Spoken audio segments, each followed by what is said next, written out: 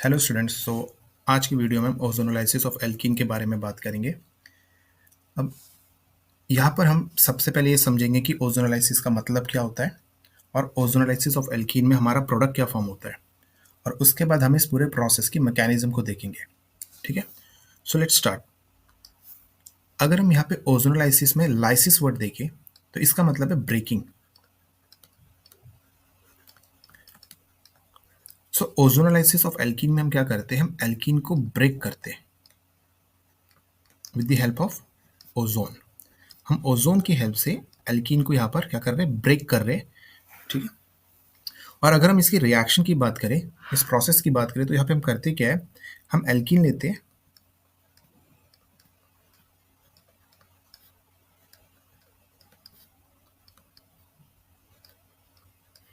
और इस एल्कीन को हम सबसे पहले ट्रीट करवाते हैं with ozone and dimethylene as solvent. और उसके बाद जो हमारा इंटरमीडिएट बनता है उसका ट्रीटमेंट हम करवाते हैं यहाँ पे mixture of zinc and acetic acid से, जिसके बाद हमारा जो एल्कीन है वो डबल बॉन्ड से ब्रेक करता है और हमारा या तो एल्डिहाइड या फिर कीटोन फॉर्म होता है।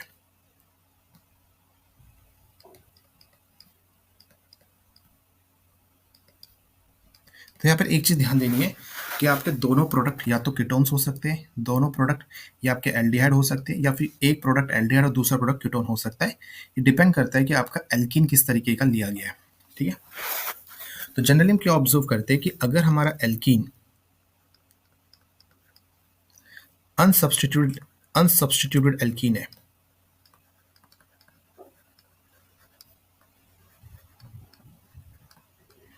तो यहाँ पर हमारा फॉर्मेल्डिहाइड फॉर्म होता है। क्या फॉर्म होता है? फॉर्मेल्डिहाइड। और अगर हमारा ये मोनो सब्स्टिट्यूटेड एल्कीन है,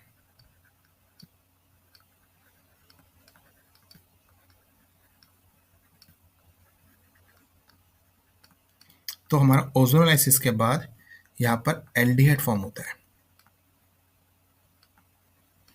और अगर हमारा डाई सब्स्टिट्यूटेड एल्कीन है,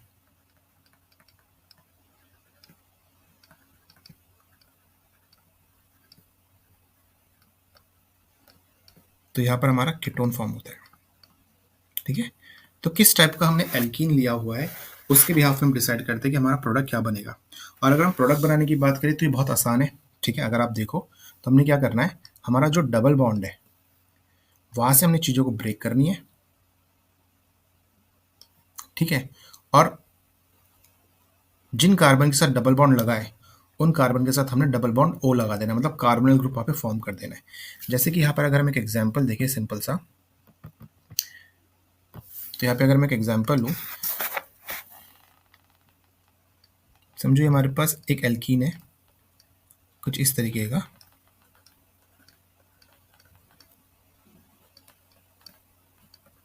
ठीक है, अब यहाँ पे जब हम इसका ओजोनोलाइसिस कराएंगे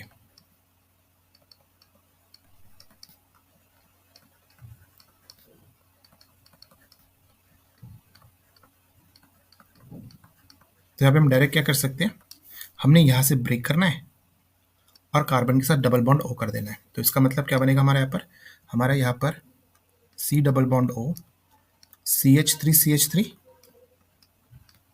एक केस में, और दूसरे केस में हमारा बनेगा C double bond O H। तो अगर आप इस कार्बन को यहाँ पर देखते हो, अगर आप इस कार्बन को यहाँ पर देखो तो ये आपका अनसब्स्टिट्यूटेड कार्बन है। आप देख सकते हो इस कार्बन के ऊपर दोनों H लगे हुए, कोई भी आपका एल्काइल ग्रुप नहीं लगा है। तो यहाँ पर हमें जो इससे प्रोडक्ट मिल रहा है वो फॉर्मेल्डिहाइड है।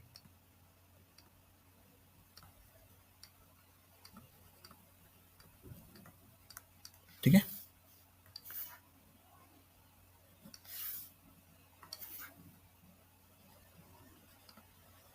और वहीं पे अगर हम इसको देखेंगे तो ये हमारा डाई सब्स्टिट्यूट है, और डाई सब्स्टिट्यूटेड कार्बन से एल्कीन से हमें क्या मिल रहा है, कीटोन मिल रहा है। तो ओजोनोलाइसिस से प्रोडक्ट क्या आएगा ये लिखना बड़ा आसान है। हमने जो भी डबल बॉन्ड है, डबल बॉन्ड को हमने ब्रेक करना है और जो भी कार्बन डबल बॉन्ड से लगे हुए उनके साथ में डबल बॉन्ड ओ लगा देना, मतलब कार्बोनिल ग्रुप वहाँ पे इंक्लूड करना है हमने, ठीक है। सो ये हमने एक एग्जाम्पल देख लिया। अगर हम इसकी मैकेनिज्म की बात करें तो यहाँ पर क्या होता है, यहाँ पे 2 स्टेप हमारे होते हैं। पहला स्टेप क्या हमारा, पहला स्टेप हमारा ओजोन के साथ ट्रीटमेंट होता है। तो ओजोन हमारा क्या, एक ऑक्सीडाइजिंग एजेंट है। क्या हमारा ऑक्सीडाइजिंग एजेंट। तो इसलिए ओजोन क्या करता है, ये हमारा ऑक्सीडाइज करता है एल्कीन को ओजोनाइड पे, एल्कीन को ऑक्सीडाइज करता है टू ओजोनाइड। अभी जो ओजोनाइड होता है काफी अनस्टेबल कंपाउंड होता है, हाईली अनस्टेबल कंपाउंड होता है, जो in the presence of mixture of zinc and CH3COH जो हमारे रिड्यूसिंग एजेंट होते हैं,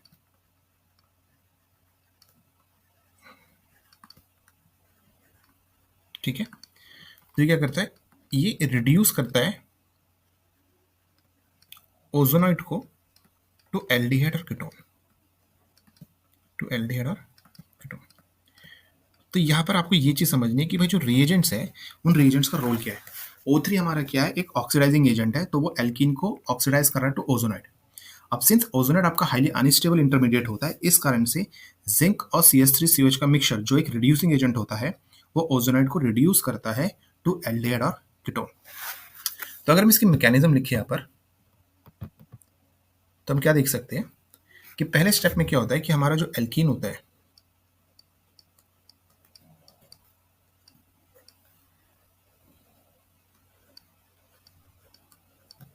इसके साथ ओजोन कंबाइन करता है। और किस तरीके से करता है, यहाँ से ओजोन यहाँ लगता है, ठीक है, और ये डबल बॉन्ड यहाँ पर आता है और यहाँ से ये यहाँ बनता है। तो फर्स्ट स्टेप में क्या हो रहा है आपका, एक एडिशन रिएक्शन हो रहा है। यहाँ पर क्या हो रहा है आपका, एक एडिशन हो रहा है, ठीक है, ओजोन का ऑन ऑन डबल बॉन्ड्स। तो यहाँ पर ये एडिशन रिएक्शन हमें दिख रहा है। अब जब ये एडिशन रिएक्शन होता है तो यहाँ से हमें एक इनिशियल ओजोनाइड्स मिलते हैं, ठीक है। ये आपका एक्चुअल ओजोनाइड नहीं होता, जो स्टार्टिंग इंटरमीडिएट में मिलता है इसे हम बोलते हैं इनिशियल ओजोनाइड। और ये हमारा कुछ इस तरीके का होता है,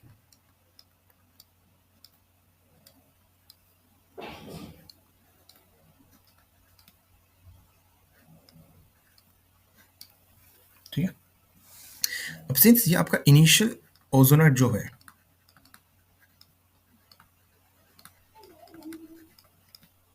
ये हाईली अनस्टेबल होता है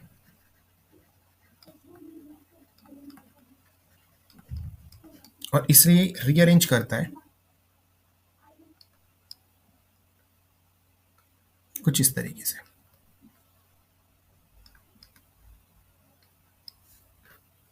और हमारा ये फ्रेगमेंट फॉर्म करता है कुछ ये।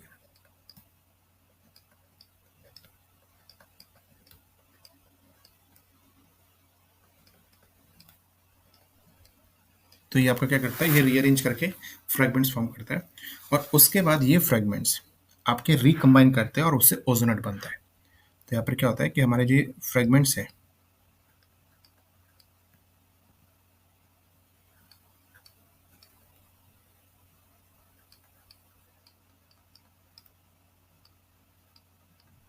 ये हमारे क्या करते हैं, यहाँ से ये इलेक्ट्रोफिलिक सेंटर पर अटैक करता है और यहाँ से ये आपका इधर अटैक करता है, ठीक है, और यहाँ से फिर ये ऊपर को जाता है। और हमारा कुछ ओजोनेट ऐसे बनता है,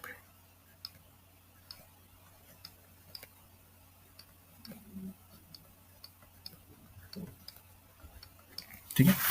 सो दिस इज द ओजोनॉइड, एक अनस्टेबल इंटरमीडिएट है।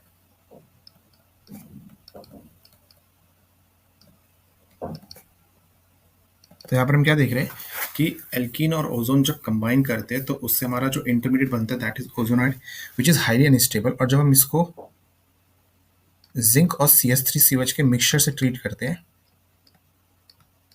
तो ये फटाफट रिड्यूस होता है, ठीक है, ये फटाफट ब्रेक करता है और आपका रिड्यूस करता है टू कार्बोनल कंपाउंड्स, ठीक है। और साथ में हमारे पास जिंक डाइएसीटेट भी फॉर्म होता है, ठीक है। तो इस तरीके से हमारी रिएक्शन होती है। तो यहाँ पर जो हमारा इंटरमीडिएट है दैट इज ओजोनॉइड, ये चीज़ आपको ध्यान रखनी है, ठीक है।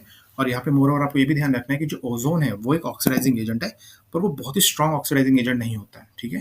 यहाँ पर ये इतना स्ट्रॉन्ग नहीं होता कि ये एल्कीन का ऑक्सीडेशन करके सीधा कार्बोक्सिलिक एसिड या कार्बोक्सिलेट फॉर्म कर दे, ठीक है। तो ये एल्डिहाइड और कीटोन में जाके रुक जाती है इसकी कहानी।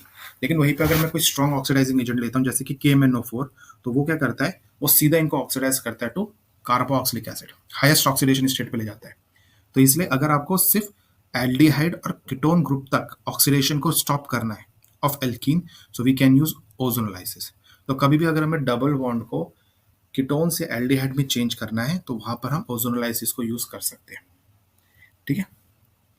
और इसके अलावा हम जिंक और एसिटिक एसिड जो कि एक रिड्यूसिंग एजेंट है, तो इस मिक्सचर के अलावा हम यहाँ पर डाइमिथाइल सल्फाइड भी यूज कर सकते हैं।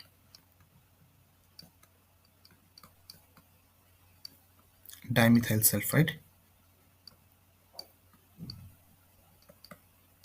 Instead of zinc CH3COH mixture, उसकी जगह हम डाइमिथाइल सल्फाइड भी यूज करके इसको रिड्यूस कर सकते हैं टू कार्बोनल कंपाउंड्स, ठीक है। एक तो ये हो गया।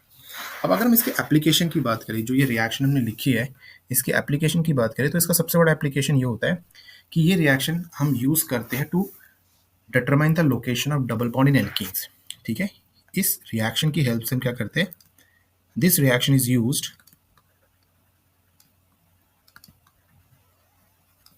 To determine the location of double bond, ठीक है। तो इस रिएक्शन से, क्योंकि जहां पर आप जिन कार्बन्स के ऊपर, जैसे कि अगर हम यहाँ पर बात करते हैं, जैसे हमने ये लिखा, जैसे हमने एक ऊपर एग्जाम्पल देखा था उस एग्जाम्पल में चलते हैं। अगर हम यहाँ पर देखें तो यहाँ पर हम देख सकते हैं कि इस कार्बन के ऊपर C डबल बॉन्ड आया है और इस कार्बन के ऊपर C डबल बॉन्ड आया आफ्टर ओजोनोलाइसिस। तो यहाँ से क्लियरली हमें पता लगता है कि इसका मतलब इन दो कार्बन्स के बीच में यहाँ पर डबल बॉन्ड होगा, बाकी आपका सिंपल इस तरीके से रीअरेंजमेंट, इस तरह से अरेंजमेंट होगी, है कि नहीं है। तो अगर हमें ओजोनोलाइसिस के प्रोडक्ट पता लग जाते हैं तो वहाँ से जिन भी कार्बन के साथ ऑक्सीजन ग्रुप लगा हुआ है, तो वहाँ से हम ये आइडिया ले सकते हैं कि हमारा डबल बॉन्ड उनके बीच में होगा, ठीक है।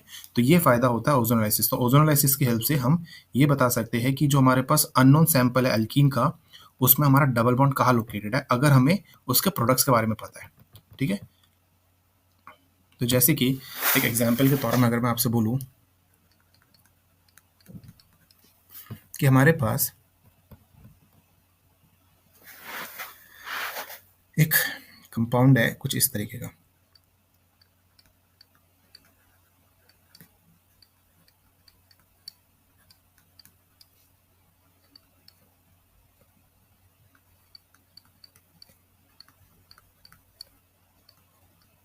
जो हमें ओजोनोलाइसिस के बाद मिल रहे हैं, ठीक है। तो ये हमारे आफ्टर ओजोनोलाइसिस प्रोडक्ट्स है। So they are asking the alkene, तो यहाँ पर हम क्या करेंगे, हमें दिख रहा है कि जिन दो कार्बन्स के साथ आपका डबल बॉन्ड ओ लगा है उनके बीच में आपका यहाँ पे डबल बॉन्ड फॉर्म होने वाला है, तो हमारा कुछ इस तरीके का एल्कीन ही बनने वाला है।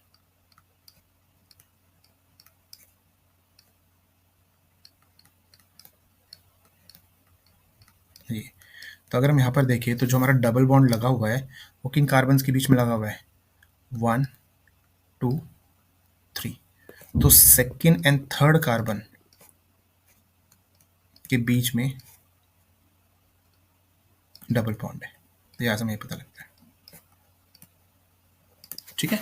तो अगर हम इसके समरी की बात करें, इसको हम ब्रीफ में देखें, तो यहाँ पर हम क्या देख रहे हैं कि ओजोनोलाइसिस रिएक्शन में हम एल्कीन को ब्रेक करते हैं टू एल्डिहाइड और कीटोन, और डिपेंडिंग ऑन द एल्कीन हमारा प्रोडक्ट डिसाइड होता है। जैसे कि अगर हमारे पास अनसब्स्टिट्यूटेड एल्कीन है सो हमें फॉर्मेल्डिहाइड मिलता है, मोनो सब्स्टिट्यूटेड एल्कीन है तो हमें एल्डिहाइड मिलता है, और डाई सब्स्टिट्यूटेड एल्कीन है तो हमें कीटोन मिलता है। और इसका प्रोडक्ट लिखना बहुत आसान रहता है, जहाँ पे भी डबल बॉन्ड है वहाँ से हमें ब्रेक करके कार्बोनिल ग्रुप लगा देना है, ठीक है। अब अगर हम मैकेनिज्म की बात करें तो यहाँ पे जो आपका प्रोडक्ट फॉर्मेशन होता है वो वाया इंटरमीडिएट होता है विच इज कॉल्ड ओजोनाइड। तो मैकेनिज्म में जो ओजोन होता है वो एल्कीन को ऑक्सीडाइज करता है टू ओजोनाइड, जो कि काफ़ी अनस्टेबल होने के कारण जिंक और CH3COH के कारण की प्रेजेंस में रिड्यूस करता है और ब्रेक डाउन करता है टू एल्डिहाइड और कीटोन। उसके अलावा हम इस ओजोनोलाइसिस टेस्ट को यूज करते हैं to detect the position of double bond. और वो हम कैसे फाइंड आउट कर सकते हैं कि अगर हमें अननोन एल्कीन का ओजोनोलाइसिस हमने किया और उसके हमें प्रोडक्ट्स मिलते हैं, तो उन प्रोडक्ट्स को आइडेंटिफाई करके हम ये आइडिया लगा सकते हैं कि डबल बॉन्ड कहाँ पर प्लेस होगा, जैसे कि हमने इस लास्ट एग्जाम्पल में देखा है। तो ये हमारा ओजोनोलाइसिस ऑफ एल्कीन के बारे में था। तो आज की क्लास में इतना ही। ओके।